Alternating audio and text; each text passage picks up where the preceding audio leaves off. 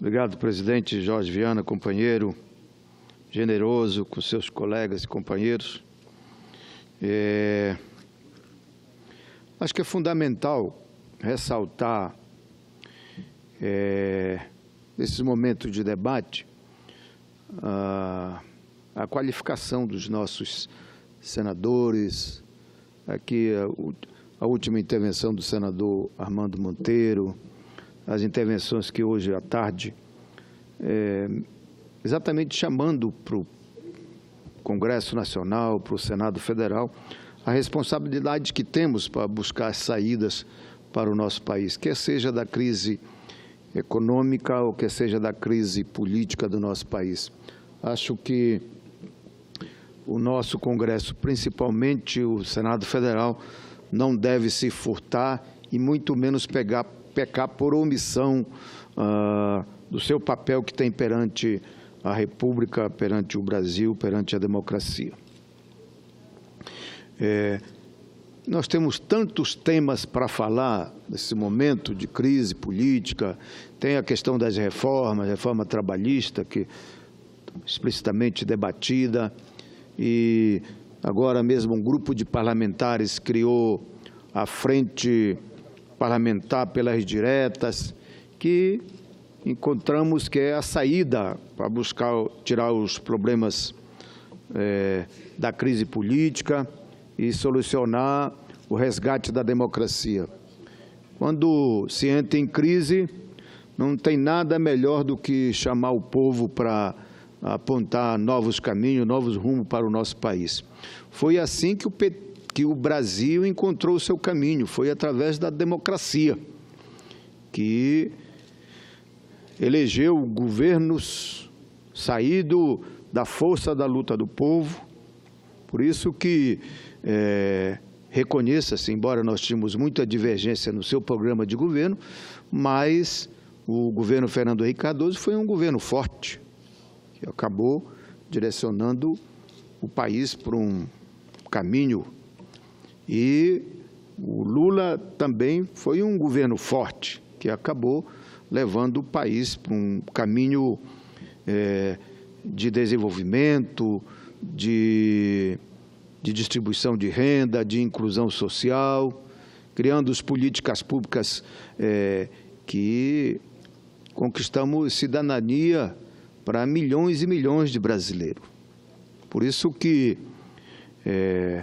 nós estamos clamando, aqueles que defendem direta já, exatamente para poder ouvir o povo, a ajudar a buscar a solução para o nosso país.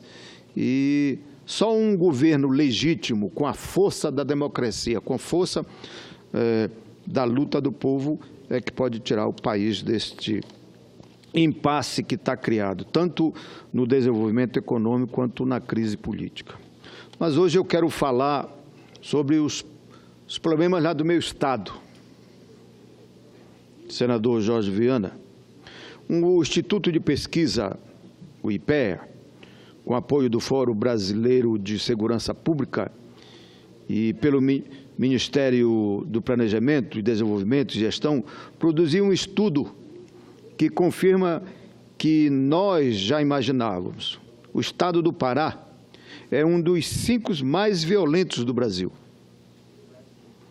E o município de Altamira é apontado como o mais violento entre os 304 cidades com mais de 100 mil habitantes.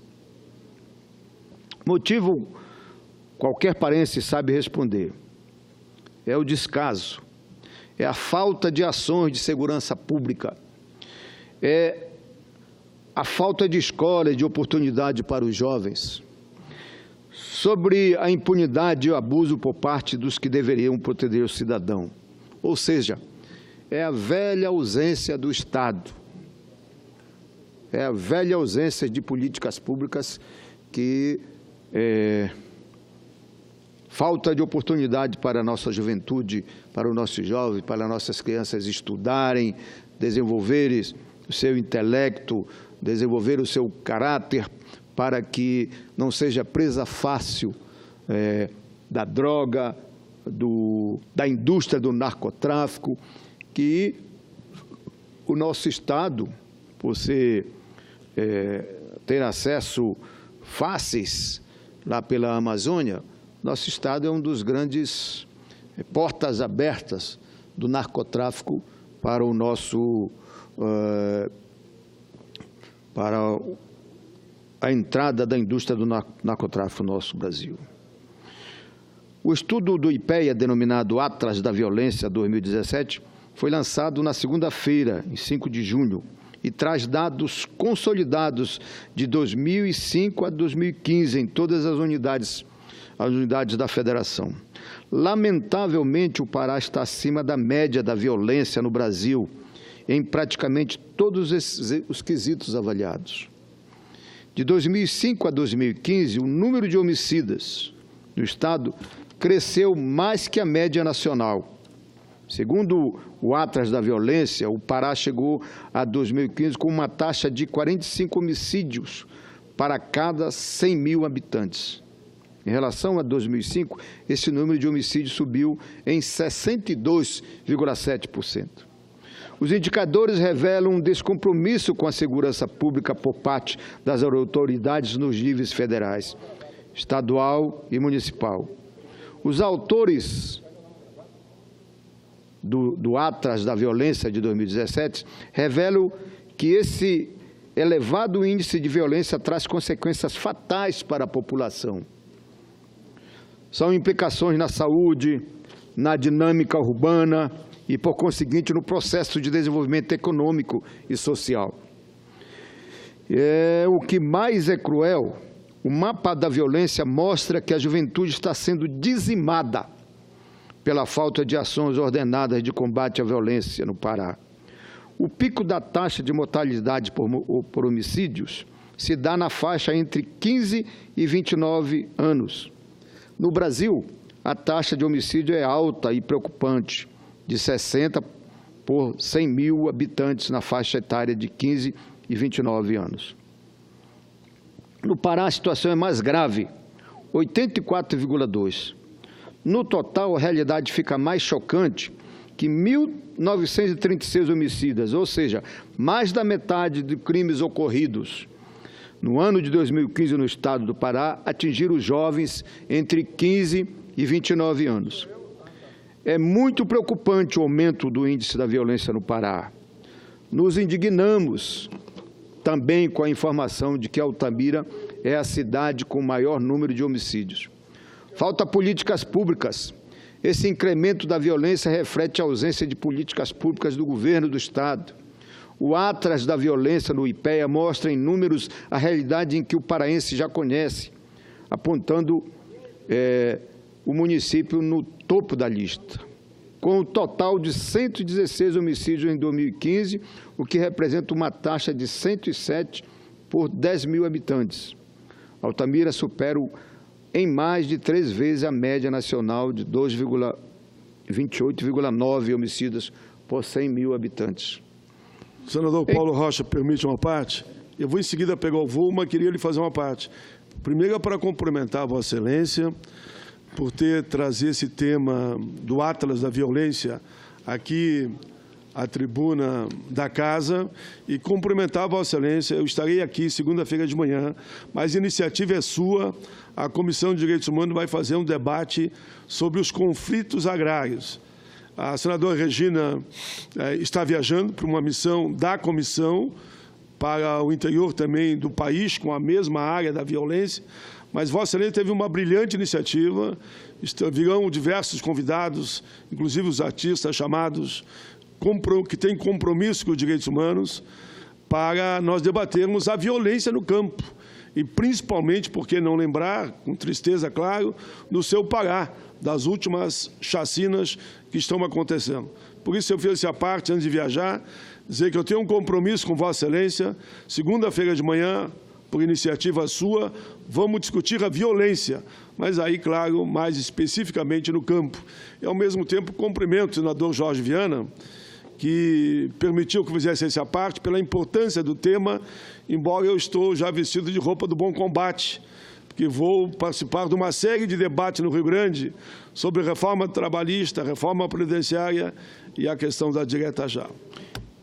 Muito oportuno sua parte, companheiro e senador Paim, porque nesses últimos meses aconteceram 2 chacinas no Pará. A do Campo, lá em Pau d'Arco, que é o motivo da nossa audiência pública de segunda-feira, mas também na semana passada, em plena capital do Estado.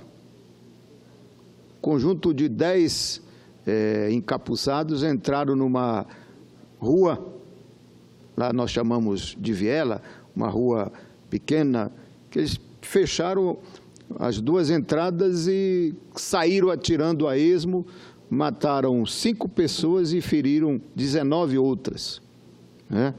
Essa forma da violência em plena cidade grande, capital do meu estado, que foi lá no bairro de Jurunas, na capital de Belém. Eu quero ainda, só para complementar, Vossa Excelência. Fique à vontade. Se não fosse Vossa Excelência, nós não teríamos aprovado no Congresso. Vossa Excelência brigou desde a Câmara e depois, como senador, veio atrás até aprovar a proposta de emenda constitucional de combate ao trabalho escravo. Então, se tem menos violência no Pará e no Brasil, Vossa Excelência tem mérito, porque aquela PEC foi fundamental, que Vossa Excelência foi mentor e conseguimos nós todos votar a sua iniciativa, que foi a PEC de combate ao trabalho escravo, e eu tenho a alegria agora de ser o relator do projeto que regulamenta, e que Vossa Excelência já me orientou. Escreva aí, Paim, não é regulamenta, é proibir o trabalho escravo. Cumprimento, senador Paulo Rocha. Exatamente. E, além disso, companheiro nobre senador Paulo Paim, eu já cheguei aqui e já consegui aprovar um projeto de lei que criminaliza o uso do trabalho infantil, que já foi lá para a Câmara, porque também lá no Pará a grande ocorrência do uso do trabalho infantil nas roças, nas fazendas, etc. E por isso é uma colaboração do Senado Federal, do Congresso Nacional, no sentido de ir ao encontro dessas mazelas que ainda existem no nosso país. A questão do trabalho escravo, o uso do trabalho infantil, o trabalho degradante, o trabalho penoso, tudo isso ainda são tarefas que nós estamos tentando resgatar a cidadania dos nossos trabalhadores, e a reforma trabalhista vem contra isto, tentando precarizar de novo o trabalho, colocando por terra um conjunto de conquista de avanços que nós mesmo quando chegamos aqui no Congresso... Aí que vai aumentar a violência. Se passasse a reforma trabalhista e ainda a reforma da Previdência, podem ter certeza que o Atlas da violência vai ser muito pior o ano que vem. Meus cumprimentos. Pois bem, em contraste com Jaraguá do Sul, em Santa Catarina, considerado o município mais pacífico do levantamento, com a taxa de 3,7 homicídio por 100 mil habitantes, há diferenças claras nas condições sociais de cada um. Pelo menos 68,7% da população com mais de 18 anos tem ensino fundamental completo, enquanto que em Altamira apenas 46% estão na mesma condição. O índice do desenvolvimento humano do Jaraguá do Sul é de 0,803, enquanto que o de Altamira é de 0,665. Não podemos esquecer, senhoras e senhores senadores, que o Pará é governado por um partido, PSDB, que está à frente do comando do Estado por 5 mandatos. O resultado é esse triste quadro de violência que tira a vida das pessoas, sobretudo os mais jovens, tanto na área urbana quanto na área rural. Mostra que o modelo de educação implantado pelos governantes de lá, baseado na tal da meritocracia, é elitista e excludente. E o que o investimento não é na área social, mas em prédios, alguns equipamentos, no clientelismo público. Esta casa que aprova e fiscaliza os empréstimos deve ficar atento para não mais avaliar operações de crédito que não se destinam às políticas públicas, para investir no desenvolvimento econômico, mas que, ao final, tem o objetivo de ter o desenvolvimento social do nosso povo e da nossa gente.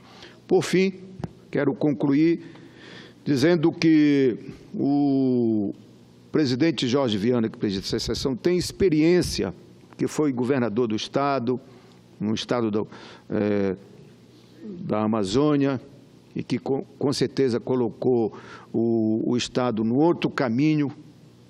Lá, o narcotráfico e a violência comandava o seu Estado, né, na época que você assumiu, e naturalmente você tem experiência como enfrentar esse tipo, a violência e o narcotráfico já estava inserido na estrutura governamental do Estado do Acre, e Vossa Excelência soube, com um processo